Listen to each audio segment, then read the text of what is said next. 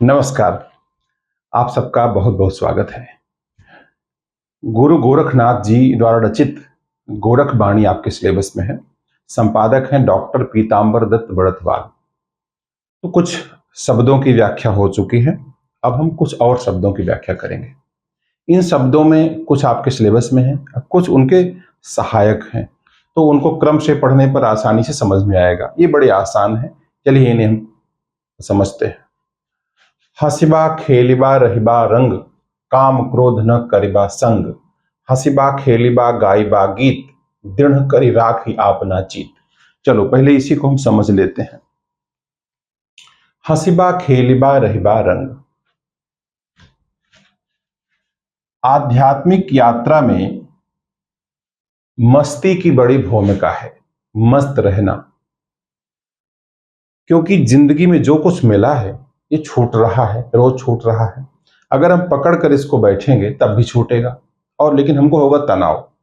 हम नहीं पकड़ेंगे तब भी छूटेगा, लेकिन हम होंगे प्रसन्न। तो तरीका क्या है कि रहिबा रंग। रंग शब्द का यहां क्या मतलब है? रंग का मतलब हुआ मस्ती, अपने रंग में रहो। और हंसिबा खेलिबा। खेलिबा, देखो यहां पर मूर्धन्य ष लिखा है, यानी कि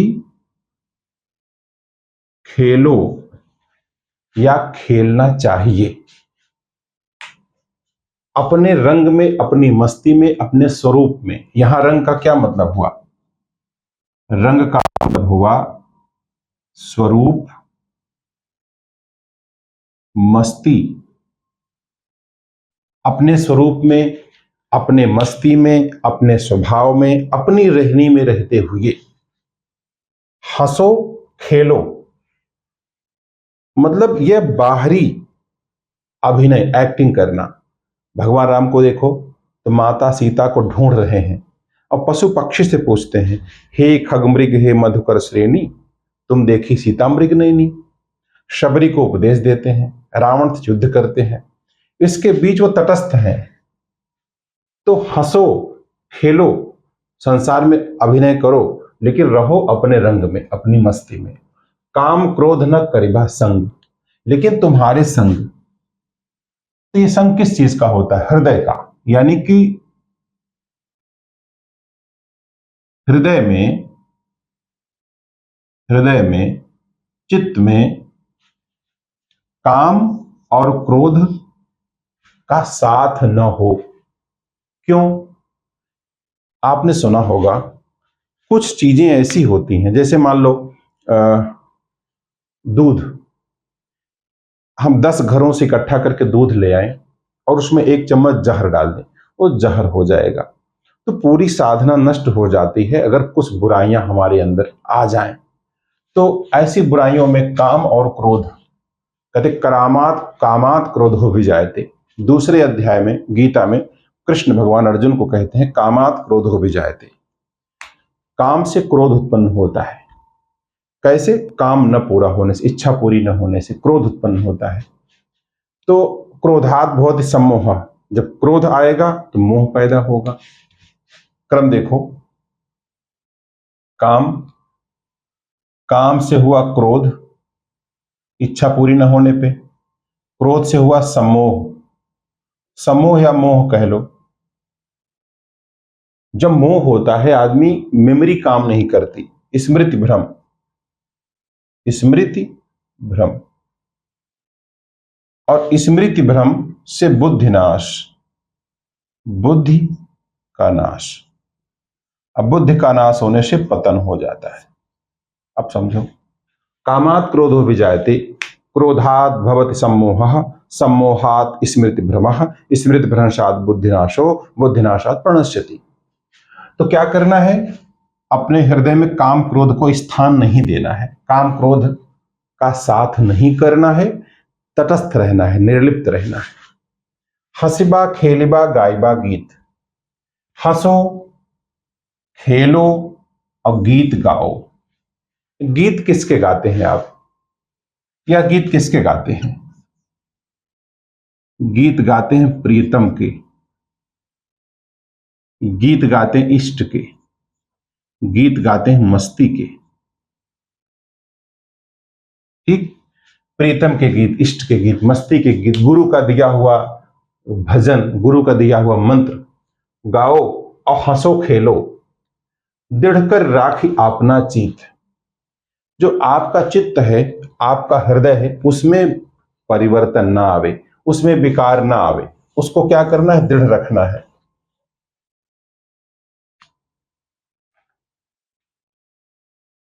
दृढ़ यानी कि दृढ़, मजबूत।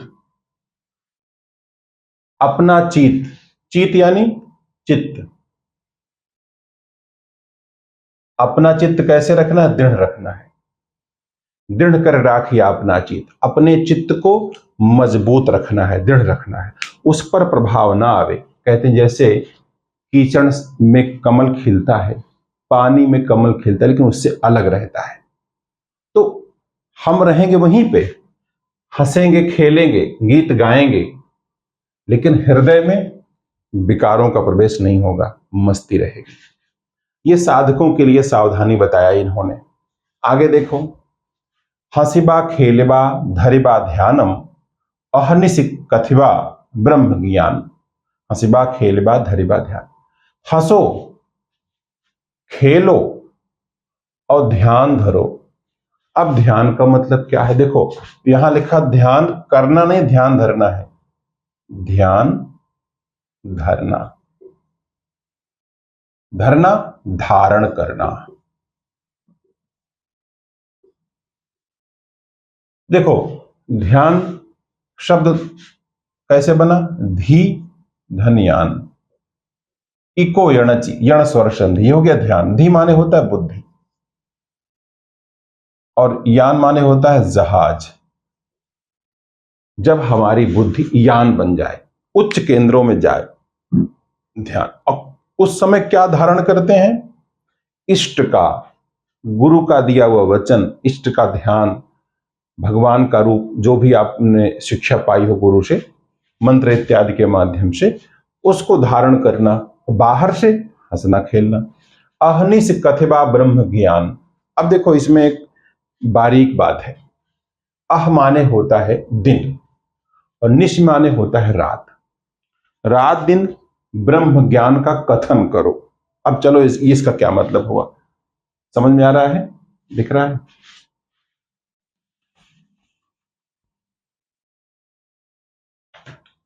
लिखा दृढ़ कर राख अपना चित। यहां क्या, अहनिशी, अह माने होता है दिन, निश माने होता है रात, रात और दिन। ब्रह्म ज्ञान का कथन करो, कहो। अच्छा ब्रह्म ज्ञान कैसे कहेंगे, अब बताओ। ब्रह्म ज्ञान शाब्दिक अर्थ तो यही हुआ, ब्रह्म ज्ञान का कथन, कहना। इसका मतलब क्या होता है, इसके दो अर्थ हुए।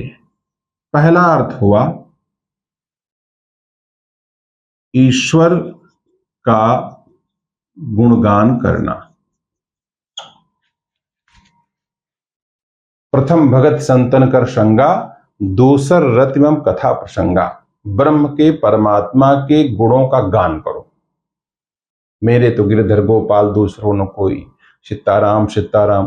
ये ब्रह्म ज्ञान का मतलब ईश्वर के गुणों का गान करना। एक तो यह हुआ ब्रह्म ज्ञान कथन, जो भी परंपरा से बताएगी उसकी महिमा बताओ। दूसरा होता है कि उसके चिंतन में जब आप रहते हैं, चिंतन में रहना, जब आप उसके ख्याल में रहते हैं, उस मस्ती में, तो जो उद्गार निकलते हैं उनको निकलने दो, तटस्थ रहो, ठीक। हंसे खेले न करे मन भंग, ते निश्चल सदा नाथ कै संग। नाथ का मतलब स्वामी, यहां नाथ का मतलब स्वामी। स्वामी कौन, स्वामी एक तो हुए शिव जी, दूसरा गुरु गोरखनाथ, या जो भी गुरु हो, मच्छंद्रनाथ। इनका ये कहना है कि जो हमारा इष्ट है, जो हमारे गुरु हैं, जिस अवस्था में है वो आंतरिक है, वो बाहरी नहीं है। अब उस अवस्था में रहो, वो कैसे होगा?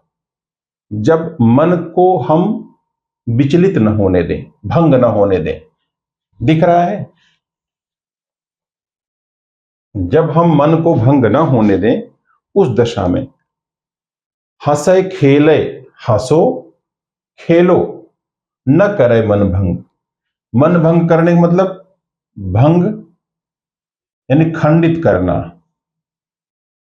खंडित या विचलित। विचलित मन को न तो विचलित करना है न खंडित करना है। ठीक है। ते निश्चल सदा नाथ के, निश्चल मान निश्चल, निश्चल। ते निश्चल सदा नाथ के संग। वे निश्चित रूप से जब मन स्थिर रहता है, सिद्धांत से विचलित नहीं होता, अपने नियमों से विचलित नहीं होता, तब हमको परमात्मा की संगति प्राप्त होती है। गुरु साथ साथ चलते हैं। तो सिद्धांतों के और फिलॉसफी जो होती है ज्ञान की, उसको नहीं छोड़ना चाहिए। कई बार ऐसा होता है कि मन विचलित हो जाता है संसार की समस्याओं से, काम क्रोध इत्यादि से, लेकिन अगर दृढ़ करके वचन को पकड़े रहे हम, ठीक जैसे 4 बजे उठने का मन नहीं कर रहा और उठना है, तो मन के हिसाब से चलेंगे तो सिद्धांत टूट गया। और अगर मन को सिद्धांत के हिसाब से लगाएंगे तो 4 बजे उठ लेंगे। तो मन के हिसाब से करेंगे तो क्या होगा? मन खंडित होगा, विचलित हो जाएगा। उसका तरीका सिद्धांत का पालन करना। तो वे ते माने वे निश्चल जब हो जाते हैं तो हमेशा नाथ के संग रहते हैं। नाथ यानी गुरु यानी इष्ट के संगति प्राप्त होती है, उनका जो है गाइडेंस मिलता है, वो साथ हमेशा रहते हैं। ये इसका मतलब हुआ। महमद महमद न करी काजी, महमद का विषम विचारम, महमद हाथ करत जे होती, लोहे घड़ी न सारम। अब बताओ, ये जो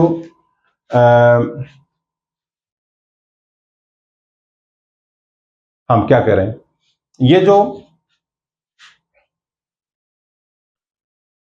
काजी है हमारे जैसे हिंदू धर्म में होते हैं पुरोहित, जज, न्यायाधीश, गलत सही का फैसला करते हैं, ये सही है ये गलत है। इस्लाम धर्म में काजी होते हैं, यह आदमी धर्म के खिलाफ काम कर रहा, ये धर्म के अनुकूल काम कर रहा, इसको दंडित किया जाए, ये बताते हैं। लेकिन आधार क्या लेते हैं? कहते हैं कि ये मोहम्मद साहब ने कहा है, ये कुरान ने कहा है। अच्छा, कुरान ने कहा कैसे पता लगा? कहते हैं कि मोहम्मद साहब के हृदय में आयत उतरी गारे हिरा में, यानी कि परमात्मा का संदेश, अल्लाह का संदेश है, वही उन्होंने लिखा।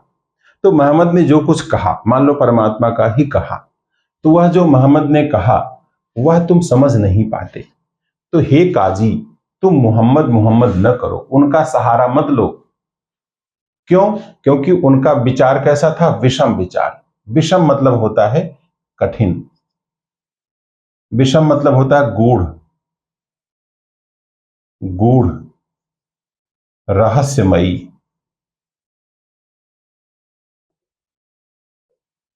हे काजी, मोहम्मद मोहम्मद बार बार तुम कह रहे हो और तुम डिसाइड कर रहे हो ये गलत ये सही है। तुमको पता है मोहम्मद क्या कहना चाहते थे?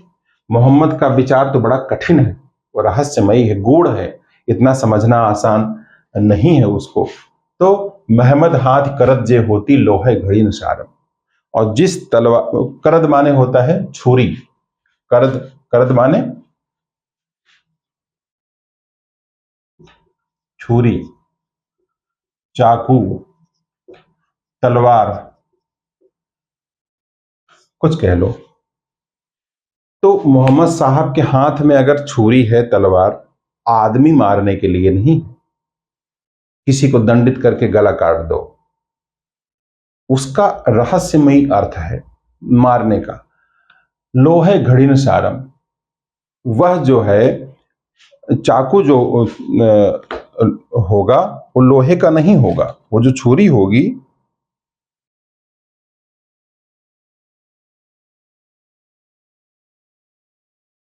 ठीक है। जो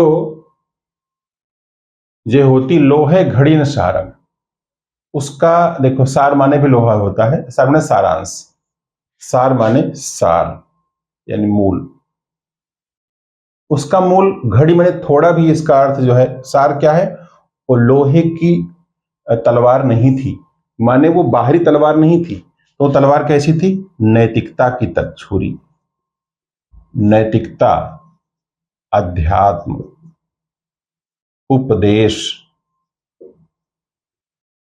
की छुरी।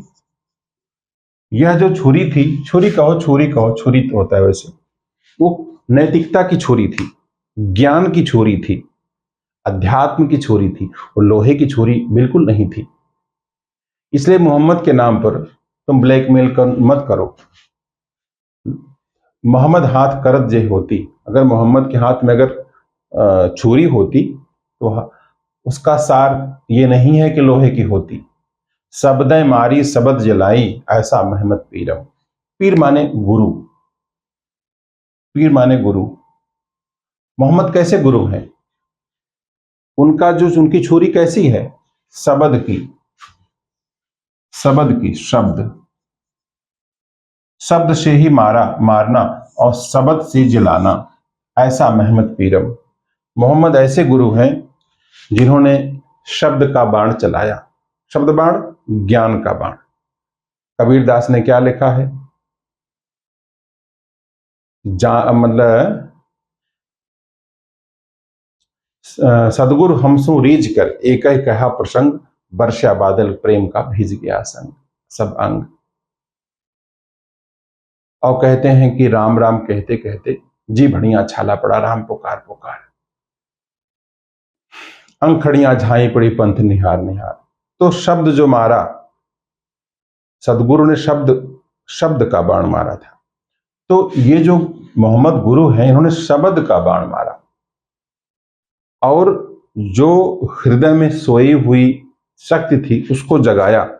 उसको पीताम्बर दत्त बड़थवाल जी ने इस प्रकार अर्थ लिखा है, कहते हैं कि हाँ, पहले तो ये बताया कि मोहम्मद जिन बातों को आध्यात्मिक दृष्टि से कहते थे, उनको उनके अनुयायियों ने भौतिक अर्थ समझा। ठीक है, ये वाली बात। और कैसा, हाँ, ये कह रहे हैं कि उनकी ये शब्द की छुरी जीवन प्रदायिनी थी, जीवन देने वाली, शब्द जलाई जीवन प्रदायिनी थी। वे संसार की विषय वासनाओं के लिए मर जाते थे, या विषय वासनाएं मर जाती थी उस छुरी से। ठीक है, और मोहम्मद ऐसे पीर थे। तो ताके भरम इन भूलो काजी, सोबल नहीं शरीरम। तो कहते हैं कि इस शब्दों के जाल में मत पड़ो, उसका अर्थ समझो। हे काजी, उस भ्रम में मत पड़ो। भ्रम यानी भ्रम, भ्रम में मत भूलो क्या, सोबल नहीं शरीरम। वह जो बल था शरीर का बल नहीं था, वो था आत्मबल, आत्म बल। अगर हमें किसी को दंडित करके सुधारना है तो हम बाहरी गला नहीं काटेंगे, उसके अहंकार का गला, और बाणी से, शब्द से। तो उसका यही अर्थ इन्होंने भी लिखा है, पीताम्बर दत्त बड़थवाल जी ने, कि तुम्हारे शरीर में वह बल ही नहीं है जो मोहम्मद में था। क्योंकि मोहम्मद जिन बातों को आध्यात्मिक दृष्टिकोण से कहते थे, उनको उनके अनुयायियों ने भौतिक अर्थ समझा। हे काजी, उनके भ्रम में न भूलो, तुम उनकी नकल नहीं कर सकते। ठीक है, तो नाथ कहता सब जग नाथ्या, गोरख कहता गोई, कलमा का गुरु महमद होता पहले मुआ सोई। नाथ कहता सब जग नाथ्या।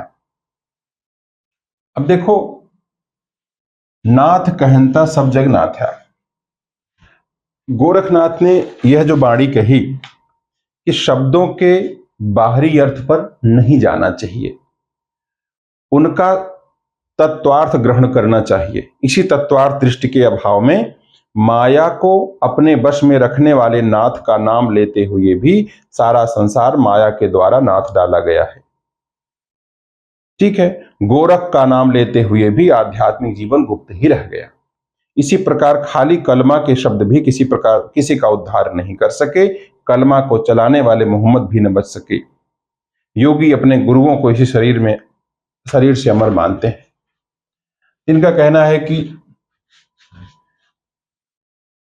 जो नाथ कहनता यानी कि नाथ कहना, गुरु का नाम लेना या शब्द रटना। लेकिन इसका प्रभाव क्या हुआ? राम राम तो तोता भी कह लेता है, राम कहे दुनिया गति पावे, खाण कहे मुख मीठा, पंडित बात बदनते झूठा।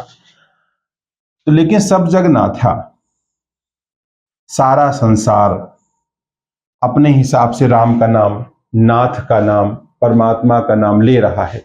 अब आप माघ मेले में इलाहाबाद में चले जाओ, आपको नाथपंथी साधु बहुत मिलेंगे। आजकल टेलीविजन पे न्यूज नेशन वाले बहुत उद्घाटन कर रहे हैं पाखंड का। बहुत लोग कहते हैं मैं नाथ हूं और पर्चा लिख करके भविष्य बताते हैं। तो कहते हैं कि नाथ कहनता, सब नाथ बहुत लोग कह रहे हैं, लेकिन सब जग नाथ्या। संसार को नाथ नाथ कहने पर भी अपने को गुरु कह लो तो गुरु थोड़ी हो जाएगा कहने से। सब जग नाथ्या। माया द्वारा सारा संसार नाथ डाला गया। यहां पर हो जाएगा नाथ डाला गया यानी कि माया का प्रभाव पड़ गया। माया का प्रभाव, गाय बछड़े को नाथते हैं ना, उसमें नथनी लगा देते हैं, नाक में डालते हैं ताकि दौड़ भाग न पावे। माया द्वारा नाथ डाला गया, माया के कंट्रोल में आ गया। गोरख कहता गोई। गोरख मतलब होता है गो की रक्षा करने वाला। अच्छा, गोरख ये कहते हैं, गोई माने गुप्त।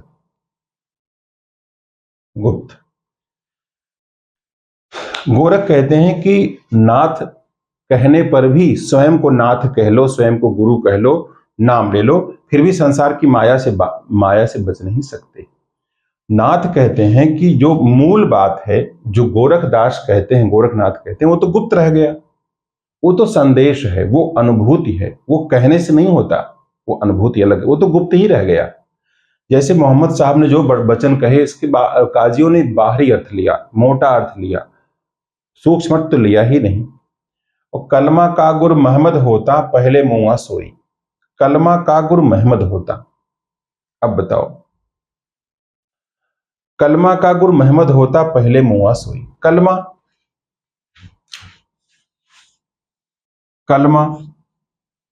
जैसे हम लोग राम राम कहते हैं, ओम नमः शिवाय कहते हैं, ऐसे ही इस्लाम में लोग कलमा पढ़ते हैं। तो अगर मोहम्मद साहब का कलमा ही सब कुछ होता, कलमे के गुरु मोहम्मद होते, तो पहले मुआ सोई, तो पहले वही मर जाते। अमरता प्राप्त कैसे होगी? अनुभूति से, न कि शब्दों के वाचन से। तो उनका वही कहना है कि खाली कलमा के शब्द भी किसी का उद्धार नहीं कर सकते। कलमा को चलाने वाले मोहम्मद भी नहीं बच सके, है ना, और वो भी मर गए। अमर कौन रहा? तो शरीर से तो मरना है। तो जो भ्रम में है वो अपने को अमर कहते हैं, लेकिन अमरता कौन प्राप्त करता है? शरीर से कोई अमर होता है? तो उसका संदेश पकड़ना है। तो पहले मुआ सोई। देखो इन्होंने इसका अर्थ क्या लिखा है। इसका अर्थ लिखते हैं कि कलमा को चलाने वाले मोहम्मद भी न बच सके, यानी कि मर गए। योगी अपने गुरुओं को इसी शरीर से अमर मानते हैं। तो ये तो बहुत स्पष्ट व्याख्या इनकी नहीं है। भाव इसका यही है कि ये चूंकि भाषा थोड़ा रूढ़ भाषा है, सदुकड़ी टाइप की है, तो शब्द कुछ और कहना चाहते हैं, दिख कुछ और रहे होते हैं। भाव इसका वही है कि अगर कलमा ही उद्धार करने वाली होती तो मोहम्मद भाई बच न पाते, है ना। तो मतलब ये उसका भाव समझना चाहिए। वो तो गुप्त रह जाता है। एक और इन्होंने एक वाणी के लिखी है एग्जाम्पल में, गोरख सो जिन गोय उठाली, करती बार न लावे। नानक ने लिखा है 473 पेज नंबर पे। गुप्त आध्यात्मिक अंतर्जीवन को जगाने वाले। तो गोरख का नाम लेते हुए भी आध्यात्मिक जीवन गुप्त ही रह गया।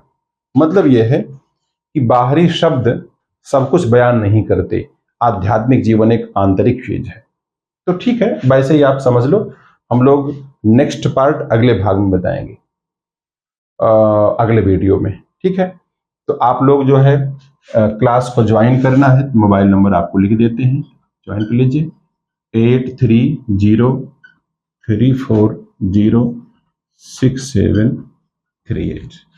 ठीक है, तो यहाँ लेते हैं विराम। नमस्कार, जय हिंद।